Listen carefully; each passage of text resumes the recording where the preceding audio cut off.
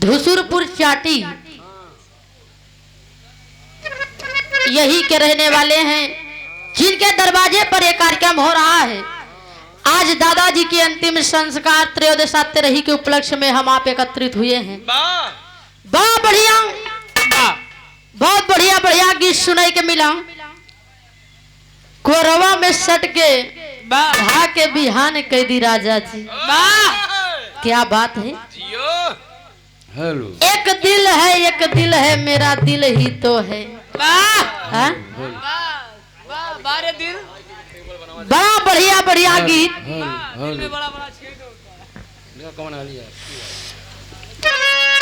आओ भैया कुछ बजा के ऐसा गीत बजावा कि भैया लोग के नौजवान साथी लोग हैं, इस सब का नींद भाग जाए। आवा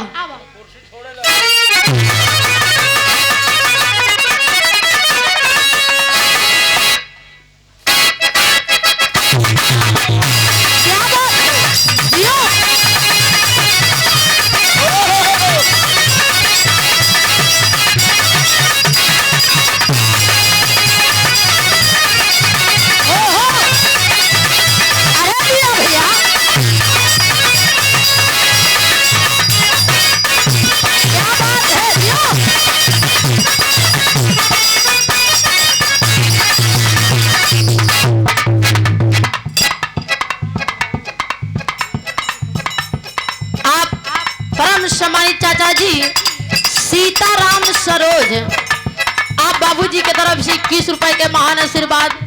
आपके चरणों में कोट कोटि प्रणाम। एक स्वर में आप सभी सकल पंच को प्रणाम। भैया गीत का इशारा हो भैया, गौर करेंगे। दोनों नाचने वाली लड़की, कोई नाचने वाली आई है भैया, तो सबके मूड मिजाज देख के वो कहे लड़किया क्या कहे यह बात।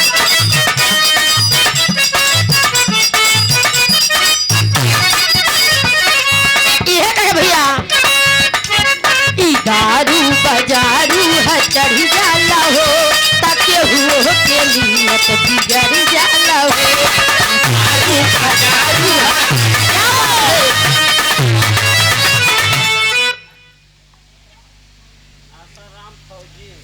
आप जिनके दरवाजे पर एक कार्यक्रम हो रहा है, घरैया मालिक आप आसाराम फौजी चाचा जी 151 रुपए देकर सम्मान की। आपके चरणों में कोटि कोटि प्रणाम। भगवान जिनका स्वर्गवास हुआ है, दादाजी के अंतिम आत्मा को शांति प्रदान करें, स्वर्ग में ऊंचा स्थान दे। भैया कहना है दारू बजारू है चढ़ जाला हो, ताके हुओ के नियत बिगड़ जाला हो। दारू बजारू है चढ़ जाला हो। ये गाना ना हो जाए, दूसरा गाना ये बिना देन तो का हुआ। आप बाबूजी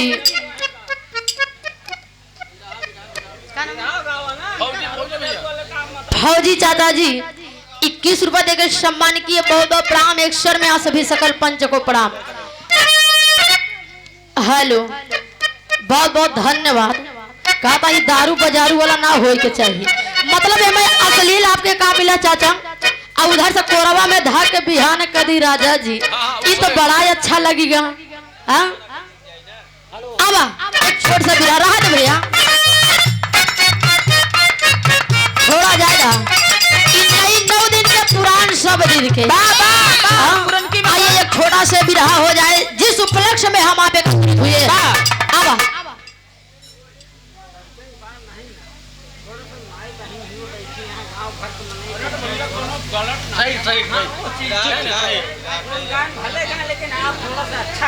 चला चला भैया, अब सर देखे भैया।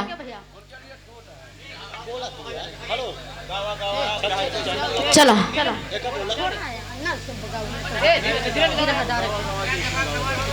हेलो, चला डायरेक्ट बिरहा सर देखे भैया।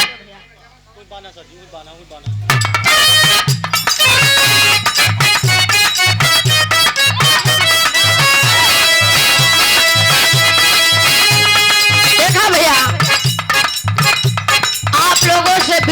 निवेदन है, बाबा अगर गीत अच्छा ना लगी तो आप लोग उतना ध्यान नहीं देंगे, लेकिन ये जो चैनल लगा भाई, भैया लोग आए हैं, बाबा 7 चैनल लगा भैया, इस चैनल के बदे ये हमारा मास्टर भैया इशारा कर रहे हैं कि आजकल जो गीत एकदम तहलका मचाए बा, एक से एक गीत चला बा भैया बाबा कि घर में घाटन घटना बा,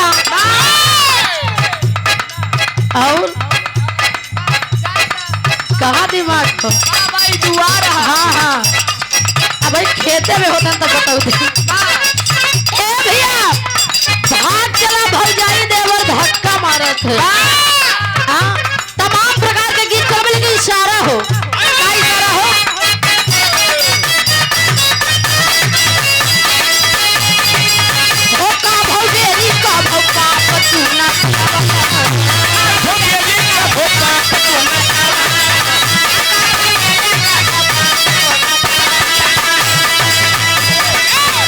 सारा सादा के पैसा सधवला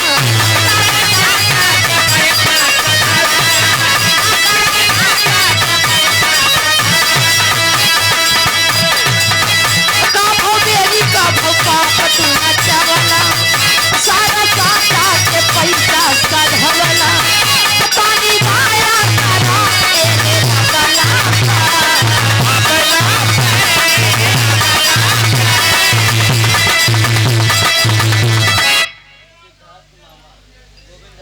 आप बड़े भैया सिद्धार्थ भैया के मामा जी गोविंद यादव बनवारी के पूर्वा की धरती से आप मामा जी की तरफ से 101 रुपए के महान पुरस्कार, बहुत बहुत प्रणाम।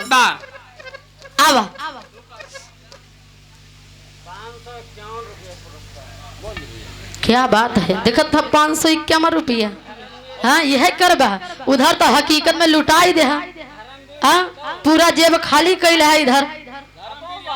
आप धर्मवीर यादव भैया आपका तरफ से 551, अब 551 ना जाए तो जानो रहे आपके 551 रुपए देकर सम्मान के बहुत बहुत काम है, अवसर में आप सभी सकल पंच को प्रणाम।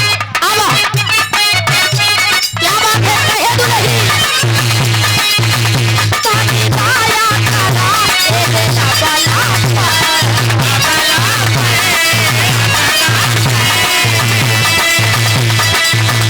तानी माया करा ए बेला बला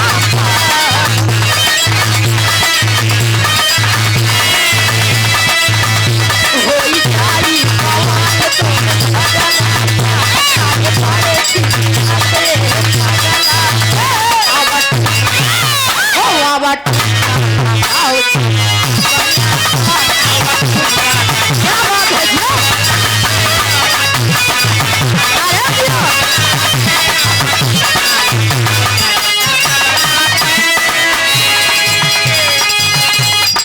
ओहो हमारे राशि में ये सोना बदमाशी लिखल बा, एक दे जाओ भैया, क्या बात है, ए भैया कोनो लड़का से बड़ा प्यार करत रहे, बड़ा मोहब्बत रहे, हाँ? प्यार के बीमारी बड़ी खराब, लेकिन लड़कियां समझावे का कहे, मर्दवा के का कहे, छोड़ी का जान गुंडा गर्दी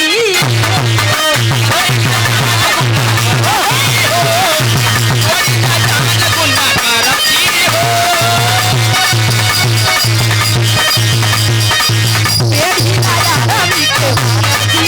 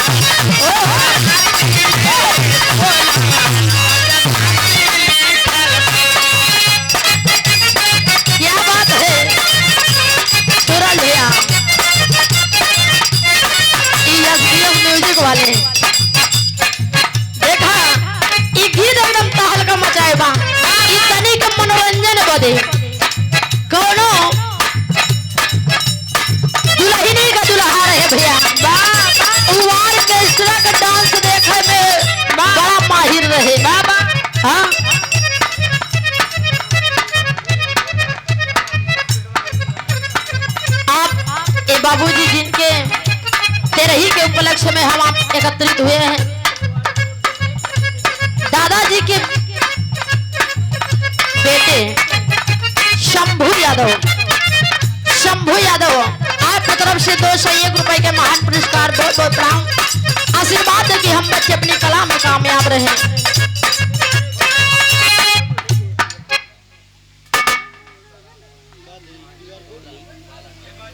आप परम सम्मानित बड़े भैया आसाराम फौजी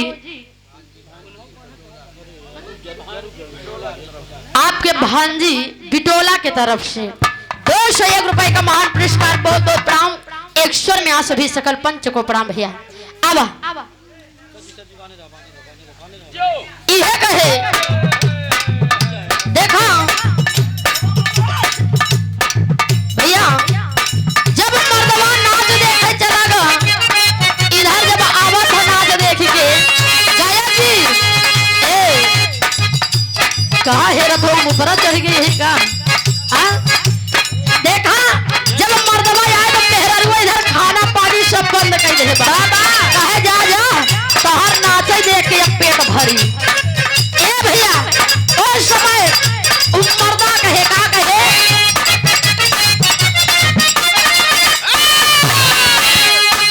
यह बात कहे ए भैया एक दिन ये फाइनल करब, हम परेशान न करब। नहीं आओ तो साहब अभी कुछ देर बाद, अभी कुछ देर बाद नीरज अभी देर बाद private teacher I want to Neeraj Yadav private teacher साहब। आप बड़े भैया नीरज यादव प्राइवेट टीचर साहब, क्या बात है। 51 रुपए का महान पुरस्कार, बहुत बहुत प्रणाम। अब चलो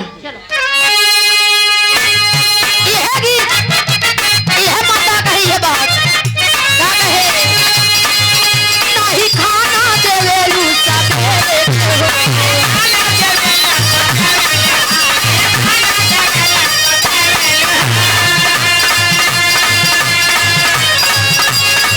काहे तू तारू मुंह फेरी के हो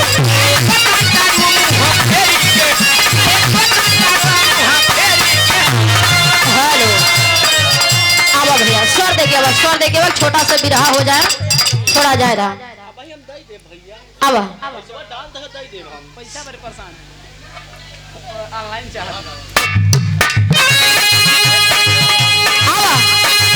नहीं खाना देवे सबेरे के हो काहे सूता तारू मुंह फेरी के हो काहे मर्दा काहे दूरी रात तारू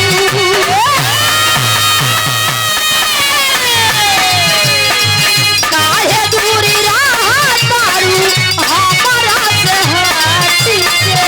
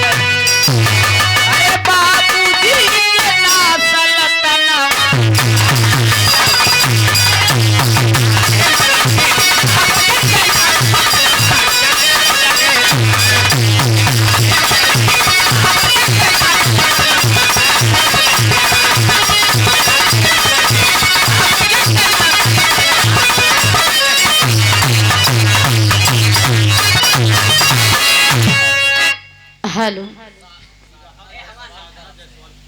के हेलो क्या बात है। आप विराह जगत की बहुत ही सुंदर गायिका साधना जायसवाल जी, उनके शुभ चिंतक आप यस बीएस म्यूजिक वाले आप भैया सूरज सूर्या, ये हमारे चंचल भैया के स्पेशल में इनकी आवाज पे प्रसन्न हो के, इनके गीत पे प्रसन्न हो के 51 रुपए देते हैं लैला भैया।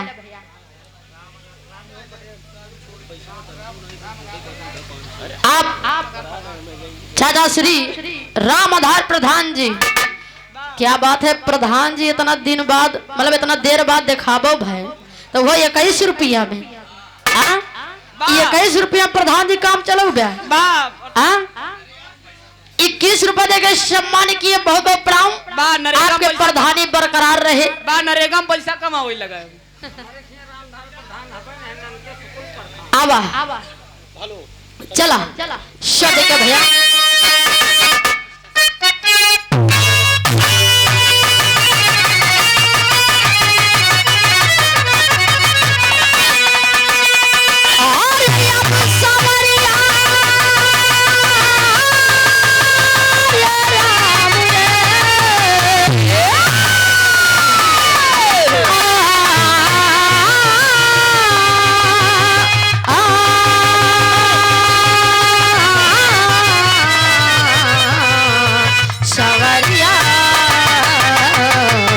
भोले बाबा जोगिया हो राम।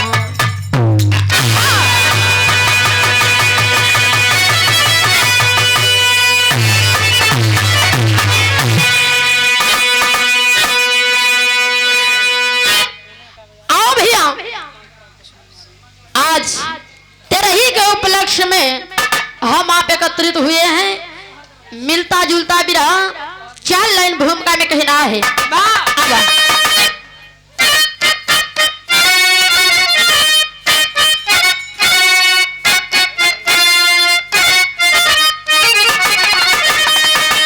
अरे मोहती मन को माया मानुष को जब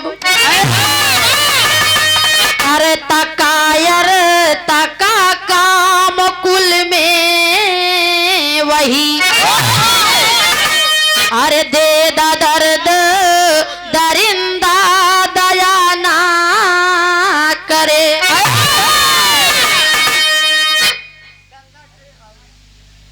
क्या बात है।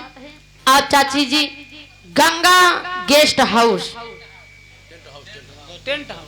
गंगा टेंट हाउस, क्या बात है। गंगा गेस्ट हाउस में कार्यक्रम भरा वह रहते हैं। आपके तरफ से चाची जी की तरफ से 1 से 1 रुपए का महान आशीर्वाद आपके श्री चरणों में कोटि कोटि प्रणाम। एक स्वर में आओ सभी सकल पंच को प्रणाम।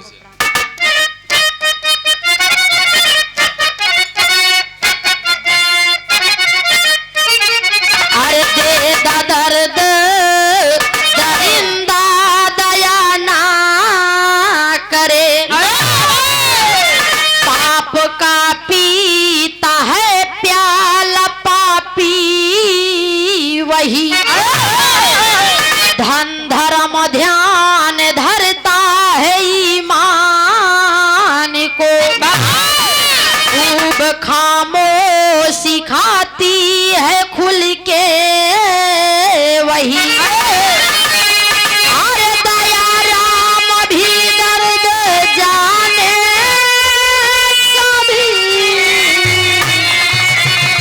अरे नीलम राज है गीतों को गाती यही।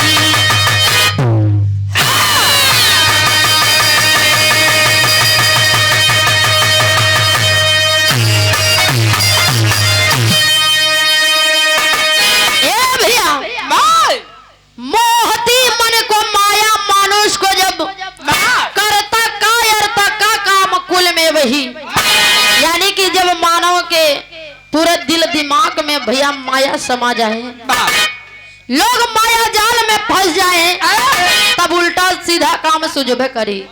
देखे विराम एगो कव्वाली का टुकड़ा हो का भैया।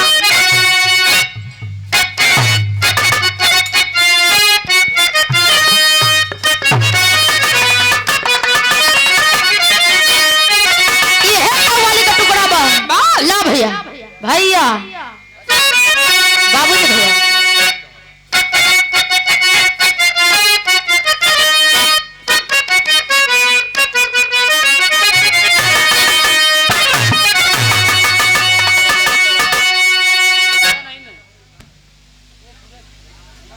साधना का फोटो गिलास दे रहा गिलास ए भैया यह कव्वाली का टुकड़ा हो का।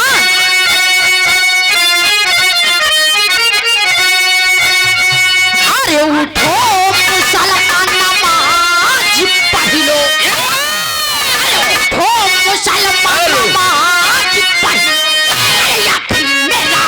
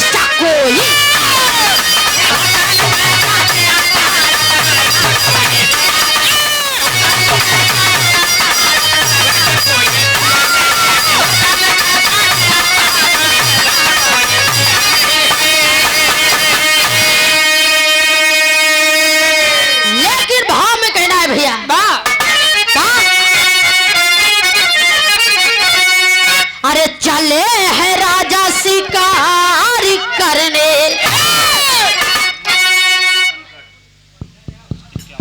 मुन्ना हलवाई बनकर से आप परम सम्मानित बड़े भैया मुन्ना हलवाई बनकट की धरती से 51 रुपए के सम्मानित के भैया बहुत बहुत प्रणाम। आपको सफलता मिलती रहे, तरक्की होती रहे। अरे चले है राजा शिकार करने, अरे चले है राजा शिकार करने। अरे हुआ ये घटना जब हुआ है राजा शिकार करने, हुआ ये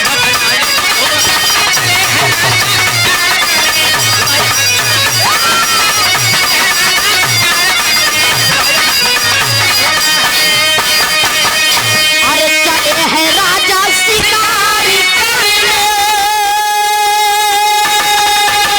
अरे हुआ ये घटना अजब हुआ है। वाह रे प्रभु की माया देखो, अरे वाह रे प्रभु की माया देखो। राजा सोचे क्या हुआ।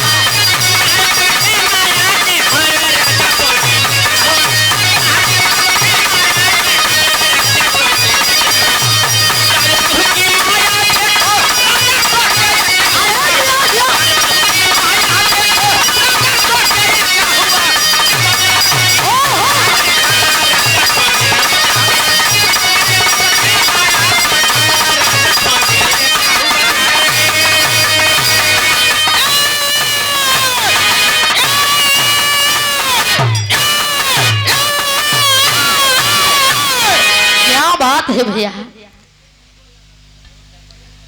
गौर करेंगे बाबूजी। बात कहाँ की है, कैसी है, कब की है, यही से कहानी का शुरुआत पर नजम में कहना है भैया।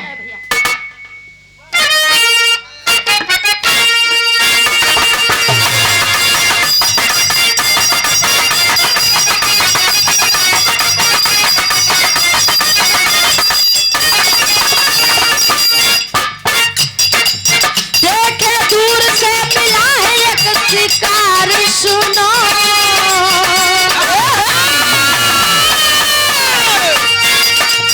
देखे दूर से मिला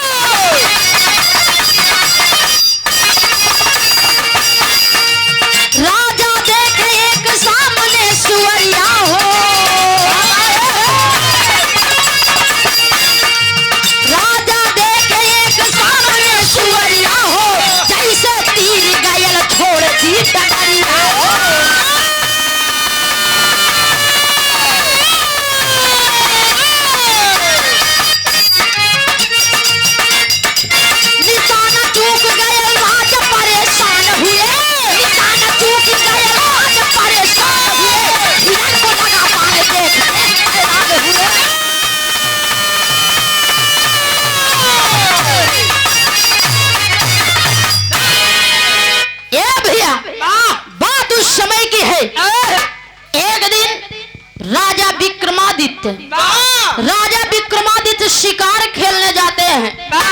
अपने राजमहल से निकल करके जंगल में शिकार खेलने जाते हैं। जब शिकार खेलने जाते हैं वहां पे एक मायावी सुअर दिखाई देती है बाबा। राजा साहब सोचते हैं कि आज मेरा शिकार, आज मैं इस सुअर के संग में शिकार खेलूंगा। अरे बाबू, उस समय धनुष पे बाण चढ़ा करके जब राजा साहब मारते हैं, वो बाण जा रहा है, तब तक बाबू उस सुअर जो रही मायावी रही, वो मायावी सुअर रास्ता पर से हट जाता। जब रास्ता पर से हट जाता तो वो रास्ता पे आ जाता एक हिरन, और वो तीर जाए के हिरन के लगा था बाबू। जब हिरन के लगा था, हिरन धराशायी हो जाता है। होता है क्या, बिरहा में गीत लगा था।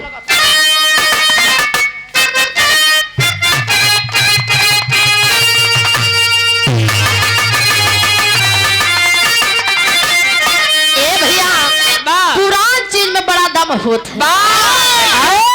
अब देखा गुरुजी स्वर्गीय जनाब हैदर अली गुरुजी के बिरहा लगा रहा है। न आना बुरा है न जाना बुरा है, स्वर्गीय लाल लहरी गुरुजी के। कि अपने प्रयागराज में 3 चीज बड़ा मशहूर बा, लटका फटका फटका।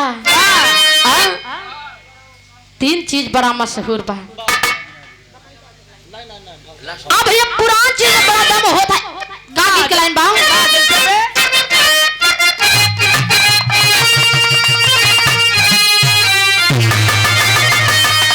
गिद्दिया के मल्लाह लोग गावे, जब नाव पे बढ़ जा नाव खेवत की ऐसे गावे।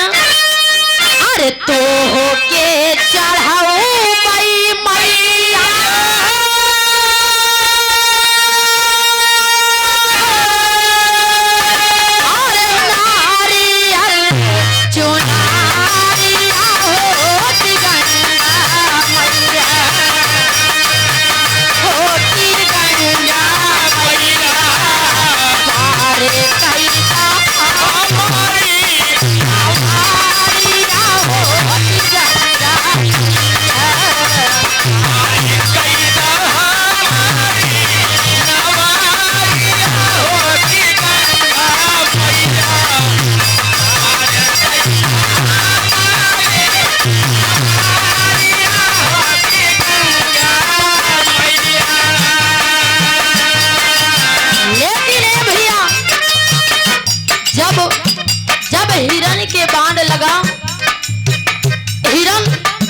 धराशायी हो जाता है बाबू।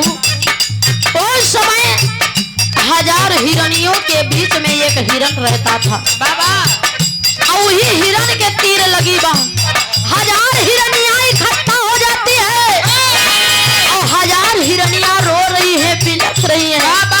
बाबू कैसे रो रही हैं? हाय साजन कहीं के गिरल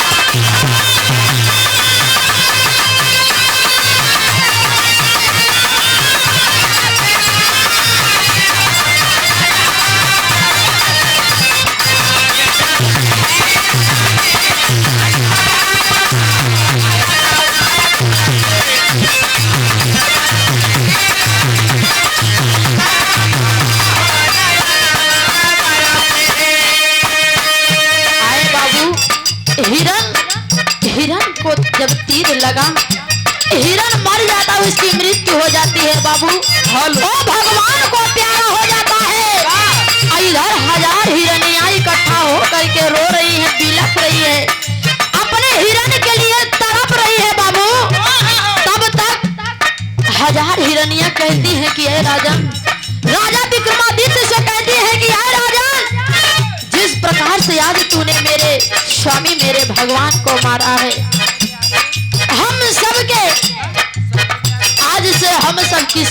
खड़े रहेंगे इस जंगल में।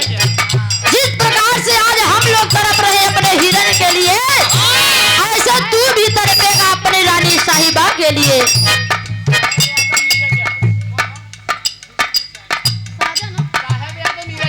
आप साहेब यादव और नीरज यादव, आप दोनों भाई की तरफ से घूसी से चल के आए हैं।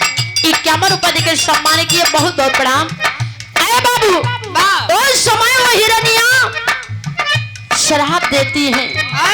राजा साहब को गीत बदल जाता भैया, कैसे शराब देती हैं?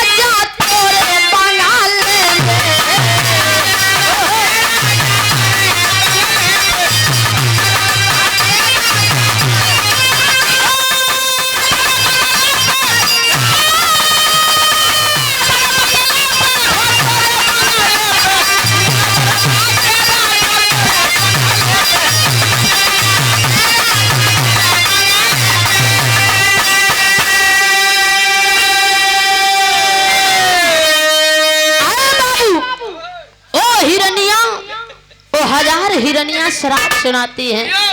राजा साहब को क्या शराब सुनाती है, कैसा शराब सुनाती है, गौर करेंगे आप लोग। कहे अरे सुनाए श्राप हिरनी,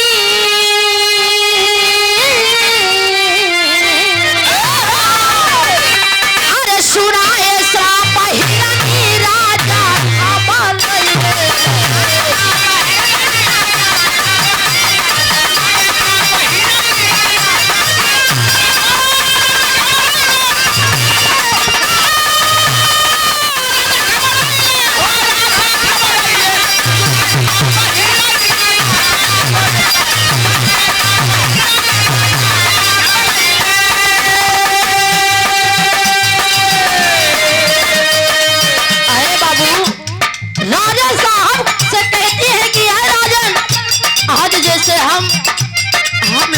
रहे हैं, ऐसे तू भी तड़पेगा।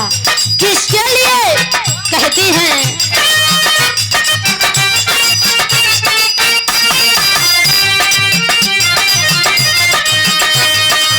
राजा हिरनी सुनवली बचनिया,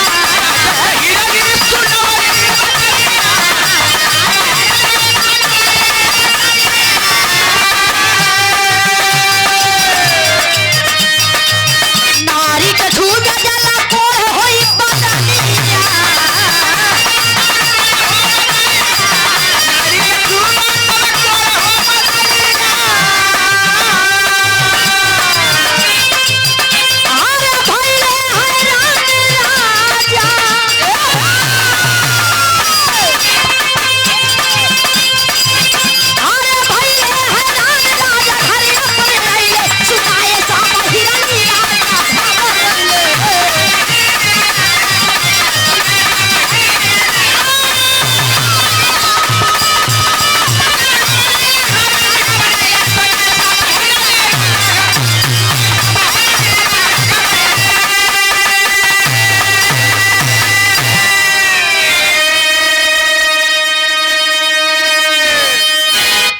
बाबू हिरनी लोग ऐसा श्राप सुनाती है कि ऐ राजा,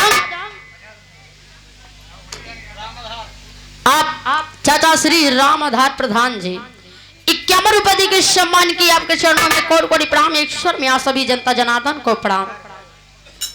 आसाराम फौजी भैया की तरफ से आप बड़े भैया आसाराम फौजी भैया आपके तरफ से 101 रुपए के महान पुरस्कार, बहुत बहुत प्रणाम। अरे बाबू वो हिरनी लोग शराब सुनाती है कि ऐ राजा, जैसे ही तुम्हारा बदन रानी साहिबा से टच होगा, आपके पूरे शरीर में पूरे बदन में कोढ़ हो जाएगा। ऐसा शराब सुनाती है। राजा साहब को भारी चिंता हो जाती है। अरे बाबू जब राजा साहब जंगल से अपने राजमहल वापस आते हैं, तब तक रानी साहिबा देखती है कि मेरे स्वामी, मेरे भगवान, मेरे राजन थके हारे जंगल में शिकार खेलने गए थे, थके हारे चले आ रहे हैं। रानी साहिबा अपने राजमहल में जाती है, एक लोटा पानी लेकर के बाहर निकलती हैं। जब बाहर निकलती है, राजा साहब को बहुत तेजी से प्यास लगी है बाबू, और राजा साहब को कुछ याद ना रहा कि हमको हिरनी श्राप का सुनाए बा। उस समय राजा साहब लोटा के पानी पकड़े लगे, तब रानी साहिबा का उंगली राजा साहब के उंगली से टच हो जाता। जब टच होएगा, जो श्राप राजा साहब को मिला था बाबू, उसी का असर होता है, पूरे बदन में कोढ़ हो जाता है। जब पूरे बदन में कोढ़ होएगा, राजा साहब के देख के सब लोग थू थू करे लगे। राजा साहब के देखा पसंद ना करे लोग। उस समय राजा साहब अपने मन में सोच रहे हैं, क्या सोच रहे हैं भैया?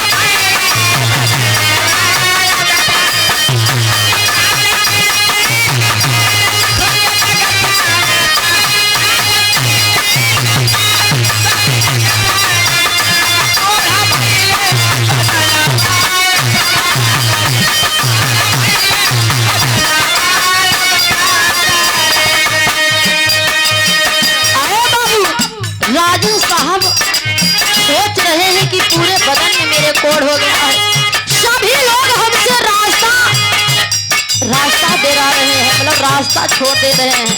जिस रास्ते पर हम हैं कैसे होगा? आए बाबू, वो समय करते हैं क्या? आए पंडिता हजार,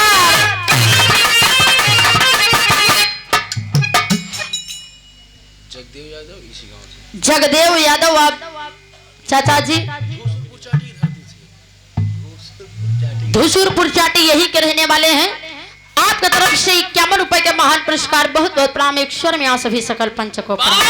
अरे बाबू, राजा साहब विचार विमर्श करते हैं कि आखिर मेरे बदन से कोढ़ हटेगा कैसे, क्या उपाय करने से हटेगा? आप बड़े भैया राज बहादुर यादव गोगौर के धरती से 51 रुपए के सम्मान किए, बहुत बहुत प्रणाम भैया। अरे बाबू,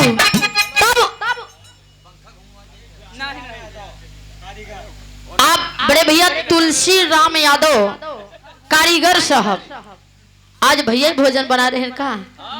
हाँ? बहुत सुंदर, बड़ा स्वादिष्ट। हाँ? क्या बात है। राधा बिरहा हो ज्यादा, तोरा भूख लगे तो जाके दोहराई ले। ए भैया बाबा ठीक है। आप बड़े भैया जी की तरफ से 101 रुपए का महान पुरस्कार, सफलता मिले भैया, और स्वादिष्ट भोजन बनावत रहा, और रसगुल्ला तो और एकदम एक नंबर के रहे।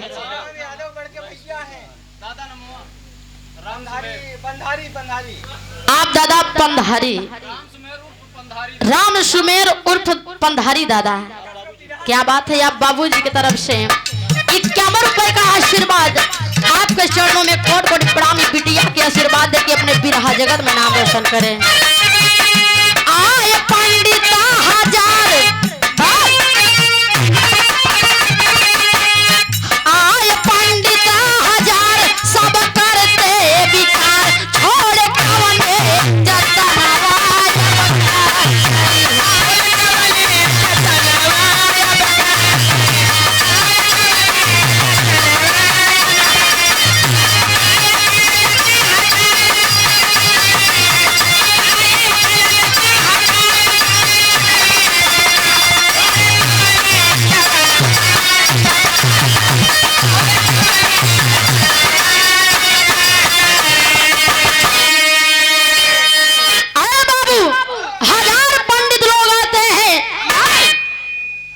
राजा साहब अपने राजमहल में ब्राह्मण को बुलवाते हैं और विचरवाते हैं कि आप लोग देखिए क्या उपाय करने से मेरे बदन का कोढ़ हटेगा। अरे बाबू, तो पंडित जी लोग बताते हैं कि राजन आपको करना क्या है। क्या बताते हैं, एक लाइन,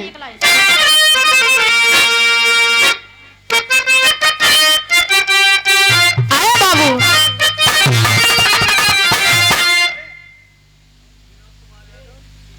आप परम सम्मानी चाचा जी विनोद कुमार यादव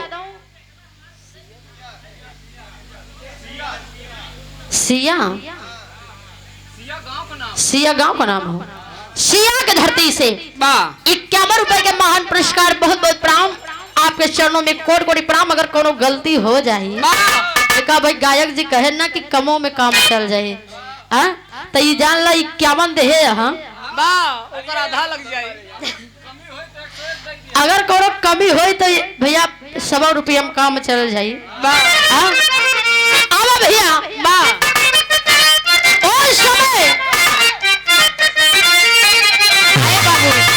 पंडित जी लोग बता दे हैं कि आए राजन आपको करना क्या है।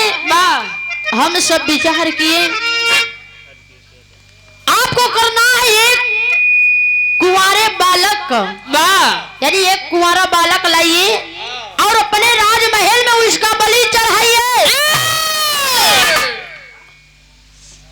आप परम सभ्य परम सम्मानित श्रीमान हरिकेश यादव अधिवक्ता हाई कोर्ट, आप भैया जी की तरफ से 101 रुपए के महान पुरस्कार, बहुत बहुत प्रणाम। एक स्वर में सभी सकल पंच को प्रणाम। बाबू, राजा साहब सोचें कि कुंवारा बालक मिली कहां। उस समय राजा साहब सोच रहे हैं कि कौन माँ बाप ऐसे हैं, कौन माँ बाप है जो अपने बच्चे को बेचेंगे, अपने बच्चे का सौदा करेंगे। आए बाबू, राजा साहब लेकिन अपने बदन का कोढ़ हटाने के लिए कुछ भी करने के लिए तैयार हैं।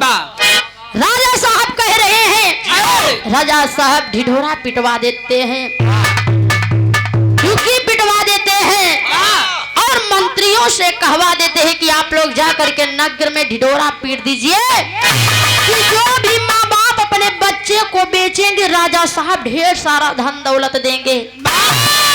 आए बाबू, उस समय कोई माँ बाप ऐसे नहीं निकलते हैं जो कि अपने बच्चे का सौदा करें। लेकिन आपस में दो लोग थे ना, लेकिन उस समय एक माँ बाप ऐसे निकलते हैं बाबू जिनके 3 बच्चे हैं और गरीबी बहुत ज्यादा है घर में। गरीबी के कारण सभी लोग झेल रहे हैं। उस समय सोच रहे हैं कि 3 बच्चे हैं, एक लड़का नवजय सही, यानी कि 2 लड़का रही उसी गुजारा हो जाए, एक लड़का नवजय सही, हमें एक लड़का राजा साहब के दे के लिए तैयार है। उस समय बाबू मंत्री लोग आते हैं और जो गरीब ब्राह्मण था बाबू वो अपना बच्चा देने के लिए तैयार है। उस समय जब मंत्री लोग जाते हैं उस बच्चे को लेने के लिए, वो बच्चा रो रहा है और कहता है कि ऐ माँ, ऐ माँ, आपने 9 महीने अपने पेट में रख करके मुझे जन्म दी है माँ, आज मुझे आप बेच रही हैं, आज मेरा सौदा कर रही है। ऐ माँ, मरना नहीं चाहता, वहाँ ले जा करके मेरी बलि होगी माँ, मैं मरना नहीं चाहता। वो बच्चा रो रहा है बाबू। अब का गीत के लाइन भैया,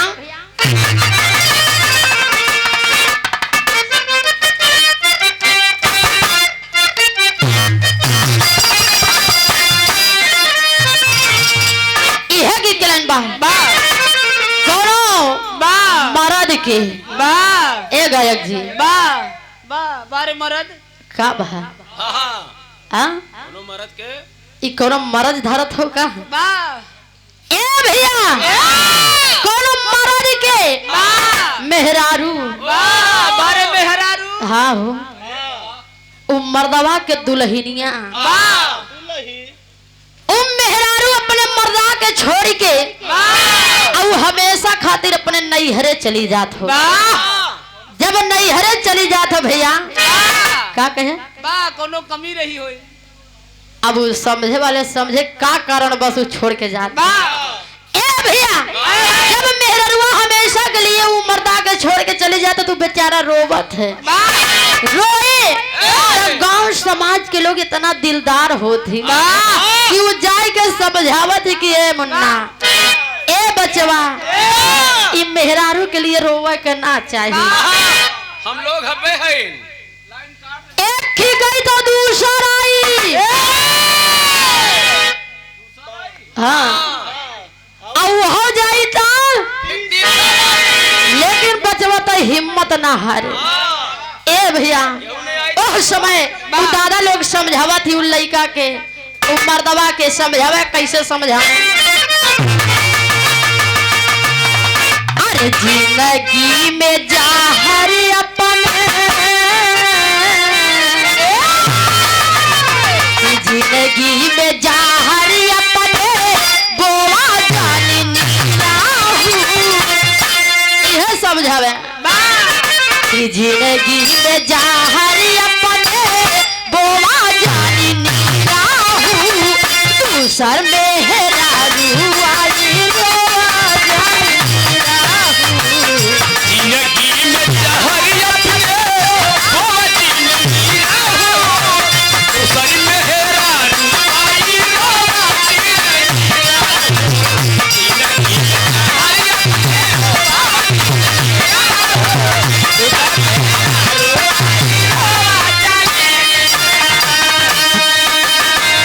लेकिन ये भैया जब मंत्री लोग आए हैं बच्चे को लेने के लिए तो बच्चा रो रहा है चीख रहा है चिल्ला रहा है बाबू और कह रहा है कि अरे माँ आप तो मुझ पर दया कीजिए माँ क्यों ऐसा कर रही है क्यों हमें बेच रही है माँ और समय वो लड़का अपने माँ से कहे क्या कहे हमके बचाई ले तू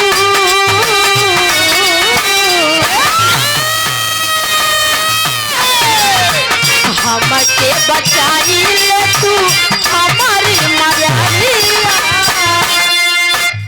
आए बाबू वो बच्चा रो रहा है कह रहा है कि आए माँ आज आप हमें बचा लीजिए मैं नहीं जाना चाहता माँ मैं आपको छोड़ के नहीं जाना चाहता वो बच्चा कह रहा है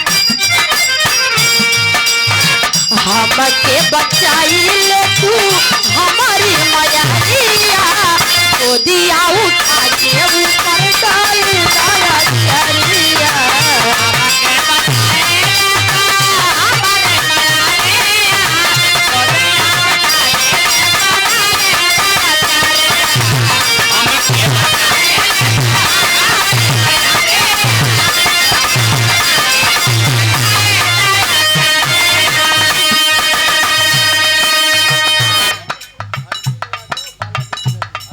आप बड़े भैया अर्जुन यादव बालाडीह की धरती से 101 रुपए देकर सम्मान किए भैया बहुत बहुत आए बाबू उस समय वो बच्चा चीख रहा है चिल्ला रहा है रो रहा है बिलख रहा है बाबू अब कहे क्या कहे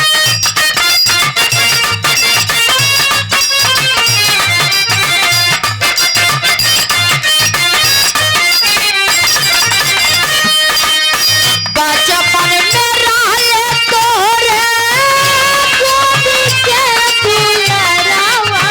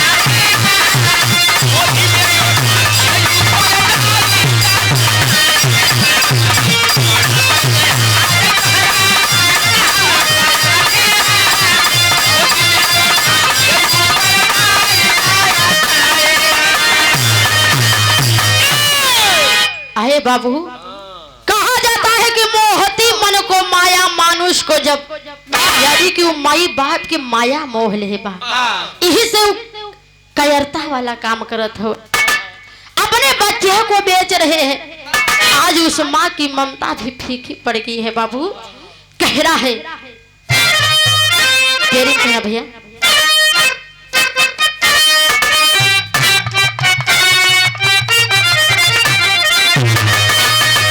अरे माया में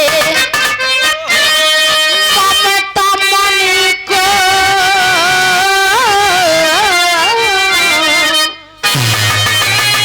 अरे माया में ममता मन को,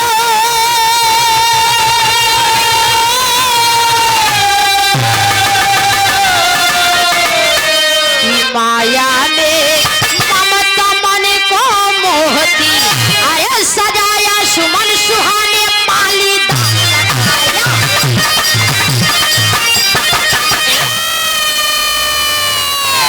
सजाया सुमन सुहाने माली दाम लगाया, माया में ममता मन को मोहती, सजाया सुमन सुहाने, यानी कि बच्चे को जन्म दे करके माँ बाप इतने बड़े किए, आज उसी बच्चे का सौदा कर रहे हैं बाबू। माली दाम लगाया है और बच्चे को बेच रहे हैं। और बच्चा रो रहा है, कह रहा है कि माँ मैं नहीं जाना चाहता, मैं अपना घर छोड़ के और आप लोगों को छोड़ के मैं नहीं जाना चाहता, लेकिन माँ बाप माया के लिए परेशान है, माया मोह में फंस जाते हैं, इसलिए बच्चे का दुख दर्द नहीं समझ पा रहे हैं बाबू। कह रहा है विदेशिया में,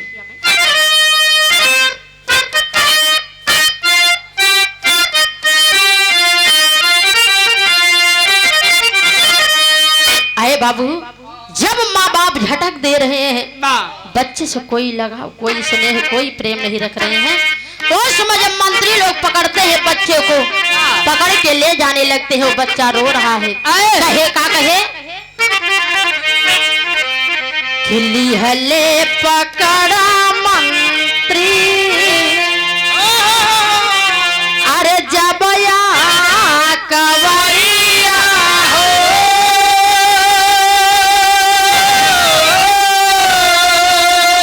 अरे दरिया के मारे तर तर, अरे कापेला सुगना,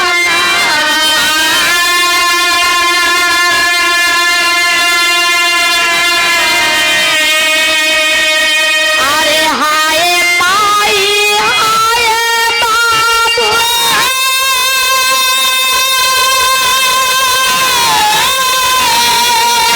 अरे कहीं के बोलावेला,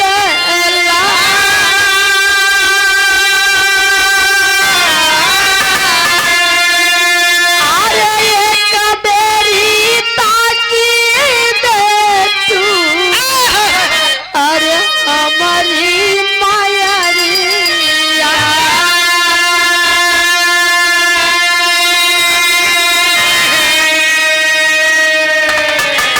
आए बाबू, मंत्री लोग पकड़ लेते हैं, बच्चे को ले जाने लगते हैं। वो बच्चा कह रहा है कि आए माँ एक बार आप पलट के देख लीजिए, शायद आपको दया आ जाए माँ। अरे बाबू, लेकिन वो निर्दयी माँ एक भी बार पलट के अपने बच्चे को नहीं देख रही है, माया में फंसी है, सोच रही है कि आज से मेरी गरीबी दूर है। अरे बाबू, मंत्री लोग रथ पे बैठा लेते हैं उस बच्चे को और ले जाने लगते हैं। आल्हा भाम के ना बिरहा बहुत जल्दी समाप्त होगा।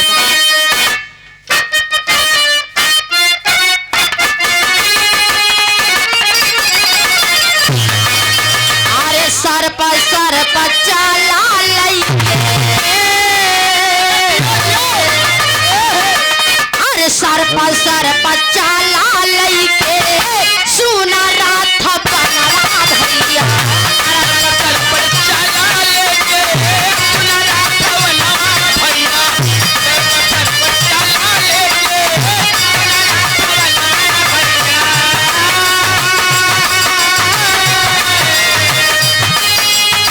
लेकी माई बाबू तर को निहल नानी,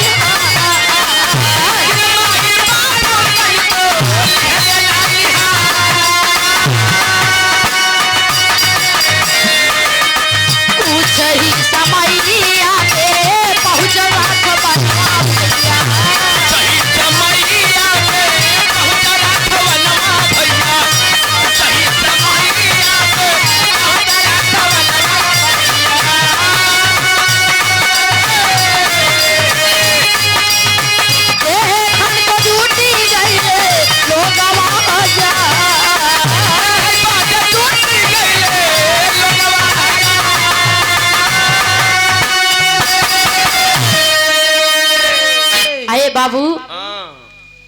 मंत्री लोग बच्चे को ले जाते हैं, राजमहल में, राजा विक्रमादित्य के राजमहल में छोड़ देते हैं। उस समय देखने के लिए सभी लोग इकट्ठा हो जाते हैं। बाबू देख रहे हैं कि देखते हैं बलि कैसे चढ़ती है। आए बाबू, उस समय पंडित जी लोग बताते हैं कि सबसे पहले बच्चे को नहलाया जाए। अरे बाबू, कहते हैं कि रानी साहिबा, राजा और रानी के हाथों से बच्चे को नहलाया जाए, उसके बाद बलि चढ़ेगी। उस समय रानी साहिबा अंटे पर से एक बाल्टी पानी छोड़ रही है। पानी छोड़ती है बच्चे के ऊपर, बच्चे के सिर पे। इधर राजा साहब करथी का आखिरी भाव में खड़ी भैया।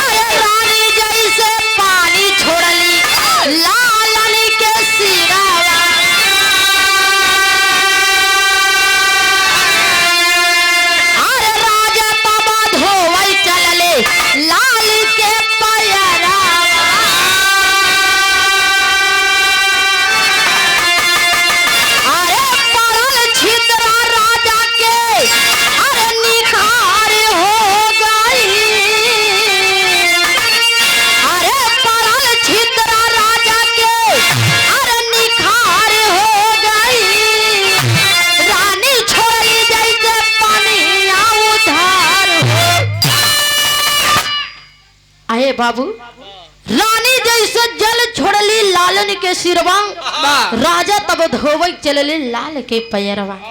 जब राजा साहब बच्चे का पैर धोने चलते हैं, ऊपर से रानी साहिबा एक बाल्टी पानी जो छोड़ रही है, इधर बच्चा थर थर कांप रहा है। बाबू डर रहा है कि अभी मेरी बलि हो जाएगी, मेरी मृत्यु हो जाएगी। अरे बाबू, वो बच्चा मन ही मन सच्चे मन से, सच्ची श्रद्धा से भगवान मुकुंद कुंद मुरली मनोहर कन्हैया जी को याद कर रहा है, कन्हैया भगवान को याद कर रहा है। और प्रभु की माया आसन ऐसा डोलता है। बाबू, भगवान कन्हैया जी का आसन डोला, और जो बाल्टी का पानी रानी साहिबा छोड़ रही है, इधर राजा साहब जब पैर धोवे चले तो वही बाल्टी के पानी का छिट्टा राजा साहब के बदन पे पड़ा, पूरा कोढ़ दूर होएगा, पूरा राजा साहब के बदन का कोढ़ ठीक होएगा। उस समय राजा साहब अति प्रसन्न होते हैं। बाबू प्रसन्न हो जाते हैं, खुश हो जाते हैं, और उस बच्चे से कहते हैं कि ऐ बालक, मेरे बदन का कोढ़ तो ठीक हो गया, अब मैं तुम्हारी बलि नहीं चढ़ाऊंगा। ऐ बच्चे, क्या तुम अब वापस अपने घर जाना चाहते हो? अरे बाबू, वो बच्चा कहता है कि राजन, मेरा कौन घर है, मेरा घर क्या है, कहाँ है? कहते तुम्हारे मम्मी पापा याद कर रहे होंगे। तो बच्चा कहता है मेरे कोई मम्मी पापा नहीं है, मेरे कोई माँ बाप नहीं है।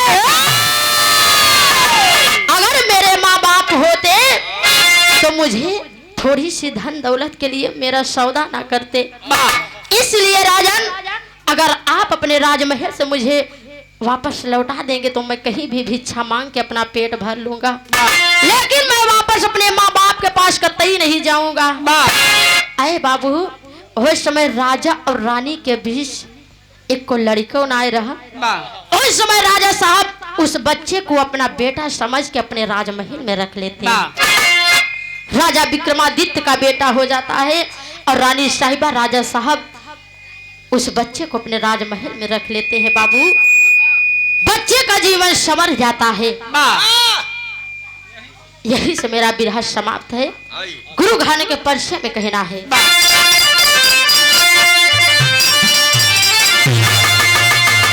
अरे गुरु भोला गुरु बाबा दी गुरु दया राम गुण